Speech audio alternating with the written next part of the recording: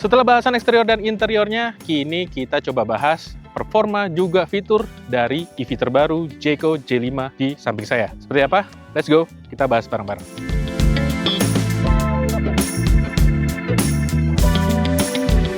Rute test drive kali ini terhitung umum, yakni dari Bekasi menuju Puncak di kawasan Bogor. Kita mulai dari data di atas kertas. J5 EV ditenagai motor listrik yang menghasilkan 155 kW atau setara 210 PS dengan torsi puncak mencapai 288 Nm. Akselerasi dari diam hingga 100 km per jam hanya tuntas dalam waktu 7,3 detik saja. Sebagai SUV perkotaan, J5 EV menggunakan penggerak roda depan yang terbukti mudah melibas tanjakan di kawasan puncak tanpa kesulitan berarti. Sumber tenaganya berasal dari baterai berkapasitas 60,9 kWh.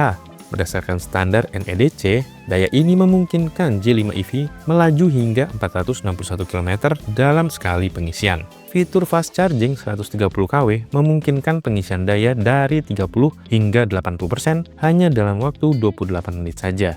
Beralih ke balik kemudi, posisi pengemudi mudah didapat berkat pengaturan jok elektrik dan setir tilt teleskopik. Lingkar kemudinya pas di genggaman meski tombol-tombolnya butuh sedikit penyesuaian untuk pengoperasian fitur-fitur yang ada di kendaraan. Satu yang langsung dirasakan pengemudi, sudut pandang terasa lapang.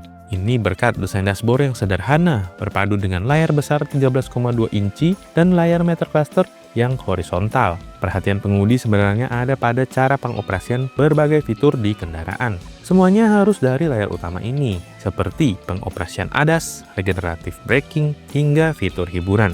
J5 EV menawarkan 3 mode berkendara, Eco, Normal, dan Sport, yang untungnya pemilihan mode ini bisa dilakukan via tombol fisik di bawah layar utama. Suspensi independen di keempat roda terasa nyaman di jalan perkotaan dan jalan tol. Namun, saat melibas jalanan berbatu di area camping, goncangannya terasa hebat. Untungnya ground clearance 200 mm dan sudut approach dan departure-nya membuat mobil ini tetap percaya diri melewati jalur yang ekstrim. Perjalanan test drive kali ini menempuh jarak total sejauh 152 km pulang pergi dari Bekasi ke Puncak. Setelah perjalanan, konsumsi daya rata-rata didapat sekitar 2,49 km per kWh. Jika dihitung dengan tarif SPKLU sekitar Rp2.466 per kWh, maka untuk mengisi kembali daya yang terpakai hanya membutuhkan biaya sekitar Rp57.068 saja. Nah gimana guys, itu dia tadi bahasan kita soal performa juga efisiensi daya. Dan sekarang Jayco sudah mengumumkan harga resmi dari J5 EV-nya.